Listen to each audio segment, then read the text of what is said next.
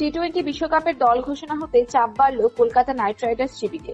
চলতি আইপিএল এ কেকেআর এর হয়ে ফর্মে রয়েছেন ফিল সল্ট, কিন্তু কলকাতা নাইট রাইডার্স আইপিএল এর প্লে অফে উঠলে সল্টকে পাবে না তারা। প্লে অফের আগে দেশে ফিরবেন তিনি। মঙ্গলবার টি-টোয়েন্টি বিশ্বকাপের দল ঘোষণা করেছে গতবারের চ্যাম্পিয়ন ইংল্যান্ড। সল্টকে 15 জনের দলে রেখেছে তারা। আইপিএল এর পারফরমেন্সের জেরে সুযোগ পেয়েছেন এই উইকেট রক্ষক ব্যাটসম্যান।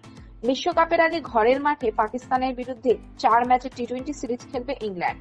বোর্ড জানিয়ে দিয়েছে বিশ্বকাপের দলে যারা রয়েছেন তারাও এই সিরিজেও খেলবে।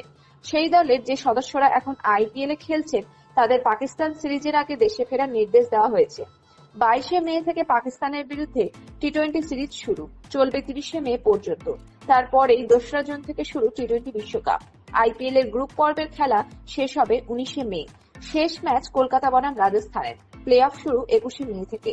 অর্থাৎ কেকেআর যদি প্লে অফে ওঠে তাহলে এটা নিশ্চিত যে সেখানে সল্টকে পাবে না তারা, কারণ তার আগেই দেশে ফিরছেন সল্ট। এমনকি 19 মে কেকেআর এর শেষ ম্যাচেও সল্টের খেলা নিয়ে সংশয় রয়েছে। সেক্ষেত্রে কেকেআর এর প্রথম একাদশে দেখা যাবে রেহমানুল্লাহ গুরবাজকে। চলতি আইপিএল এ 9টি ম্যাচে 392 রান করেছেন ফিল সল্ট। 49 গড় ও 180 স্ট্রাইক রেটে রান করেছেন তিনি। 4টি অর্ধশতরান করেছেন। উইকেটের পিছনেও বেশ ভালো দেখাচ্ছে সল্টকে।